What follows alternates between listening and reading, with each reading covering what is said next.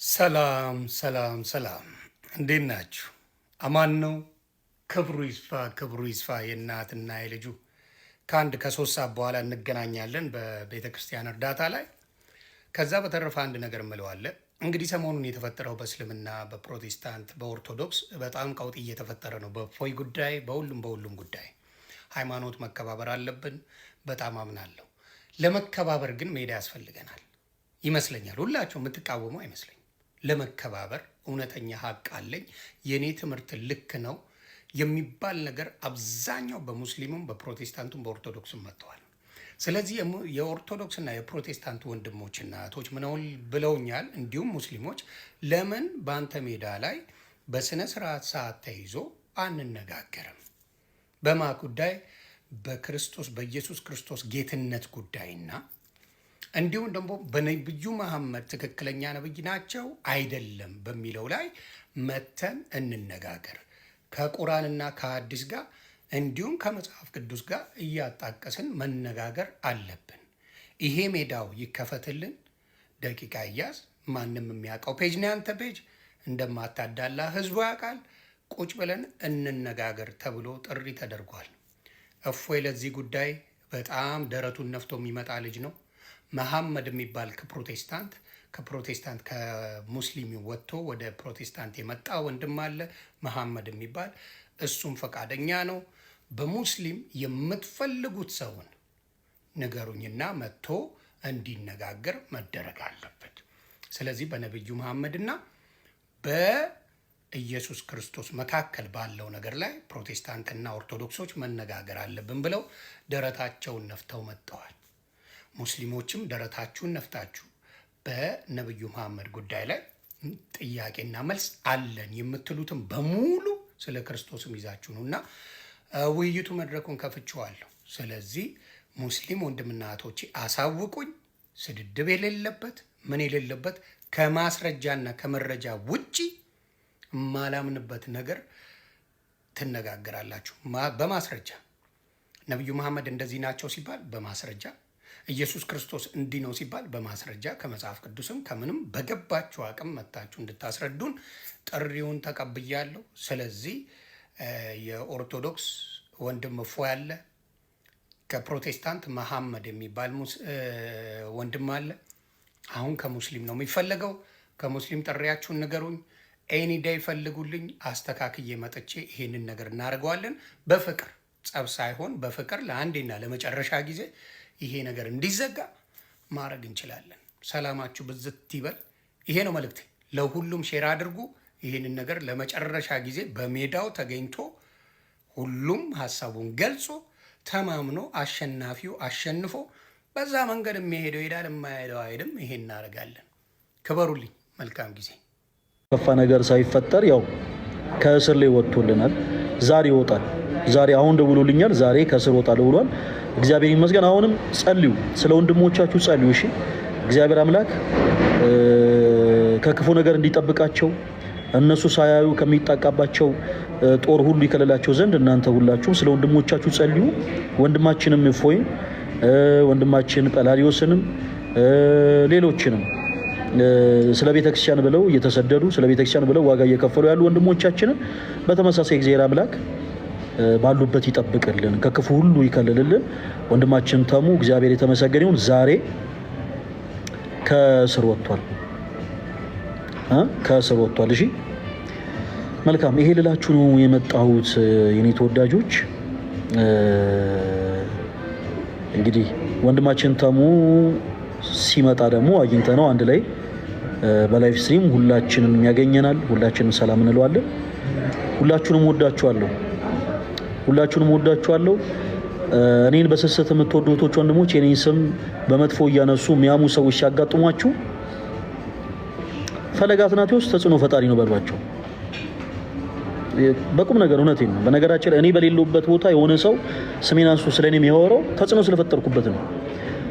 ምንም ላደርግ አልችልም። እንደዚህ አድርጎ ደግሞ የፈጠረኝ እግዚአብሔር አምላክ ነው። ስሙ የተመሰገነ ይሁን። በቃ ባጭሩ ልቱ ስሜን ከፍ ዝቅ እያለ ሰላም ሰላም ሰላም፣ እንዴት ናችሁ? አማን ነው። ክብሩ ይስፋ ክብሩ ይስፋ። እናትና ልጁ አንዳንድ ነገሮች እየሰማው ነውና በሁለት ነገሮች ላይ በእፎይ ጉዳይ ላይ የተባለ ነገር አለ። አንዳንድ ሙስሊሞች ምን እያሉ ነው? ሌሎቹ በጥሩ ነገር እያሰቡት ነው። ምንድን ነው መወያየት አለብን፣ መነጋገር አለብን። በክርስትና በፕሮቴስታንትም ሆነ በኦርቶዶክስ ለመጡ ጥያቄዎች ሙስሊም መልስ አላት ብለው እየነገሩ ነው። ሙስሊም መልስ አለው። አንዳንዶቹ ደግሞ እንዴት በክስ ከሚፈለግ ሰው ጋር በነገራችን ላይ አልታሰረም ታሰረ እየተባለ የሚወራው ነገር ዝም ብሎ ወሬ ነው። ግን እንዴት ከሚፈለግ ሰው ጋር እንከራከራለን እንነጋገራለን ብለው ያሉ ሰዎች አሉ። ኖ ክሱ መቀጠል ትችላላችሁ። ክሱን የከለከላችሁ ሰው የለም። ግን ከሁለት ከሶስት ሰዎች ጋር ተነጋገረ ማለት ክሱን ያፈርሰዋል ማለት አይደለም። ስለዚህ ምንም ምክንያት አያስፈልገውም። ስለዚህ እፎይ እንደዚህ ብሎ የተናገረው የውሸት ነው፣ ያለ ማስረጃ ነው። ነብዩ መሐመድን የተሳደበው የሚባል ነገር ካለ በማስረጃ አምጡ። እኔ ብቻ ሳልሆን ድፍን መላ ኦርቶዶክስ እፎይን አብሮ ይከስላችኋል። እሱ የተናገረው ንግግር በጣም ነውር ያለው ንግግር፣ መጥፎ ንግግር ነው የምትሉ ካላችሁ መጽሐፍ ቅዱስ ይቅርታ ቁርአን ላይ ወይም ሐዲስ ላይ የሌለ ነገር ተናግሯል ብላችሁ የምትሉ ከሆነ ድፍን ኦርቶዶክስ ነው የምላችሁ። ድፍን ኦርቶዶክስ፣ ድፍን ፕሮቴስታንት ከእናንተ ጋር ሆነው እፎይን እንዲከሰስ ያደርጋል። እስከዛ ደረጃ ግን እፎይ ያለውን ነገር አደባባይ ሳንሰማ ውሸት ነው። ይሄ በማስፈራራት ብዙ ነገር በማድረግ የሚደረግ ነገር የለም። መተን ተወያዩ፣ ተነጋገሩ። ከዛ በኋላ ያለውን ነገር በማስረጃ ማቅረብ እንጂ በማስፈራራት የሚድን ሃይማኖት የለም አለ ብዬ አላስብም። ስለዚህ መከሰስ አለበት ካላችሁ በእስልምና ብዙ የተናገሩ በጣም የወረደ ንግግር የተናገሩ ብዙ ኡስታዞች አሉ። የሚዘገንን ንግግር። ስለዚህ አሁንም ውይይቱ አለ። የምትቀርቡ ዋሂድ ብዙ የተናገረ ኢቭን እንትናም ተናግሯል። ብዙ ነገር ከነ መረጃው ማውጣት ይችላሉ። ኡስታዝ አቡ ሃይደር መምጣት ይችላል። ይሄው በግልጽ ነው የምናገረው። ዋሂድ የሚባል ሱሱ የሚባል ኡስታዝ አቡ ሃይደር መምጣት ይችላል። ሌላው ለዳኝነት ሌላ አንድ ሙስሊም ይጨመር ያላችሁ ወንድምና እህቶች ያላችሁ በትክክል እናንተ የምታምኑት ለዳኝነት ይጠቅማል የምትሉትን ንገሩን። እኔ ቴዲ ሐዋሳና እሱ ሶስታችን ሆነን ቁጭ ብለን ማዳመጥ ነው። ስድድብ የሌለበት አንድ ሰው ቢሳደብ መንቅሬ ሰድቤ ነው ማስወጣ። በክብር በስነ ስርዓት ቁርአን እየተጠቀሰ መጽሐፍ ቅዱስ እየተጠቀሰ ሐዲስ እየተጠቀሰ በደንብ ማብራራት ይቻላል።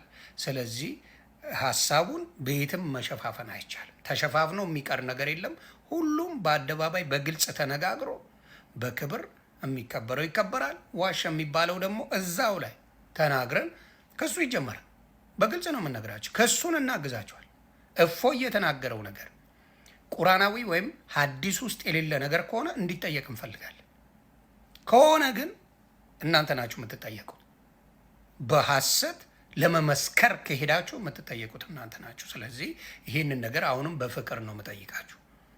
በፍቅር ነው መወያየት አለባችሁ። ሶስት ሰው እፎይን አናገረውና ክሱ ይቆማል ማለት አይደለም። እና እያስተዋልን ብናወራ ጥሩ ነው።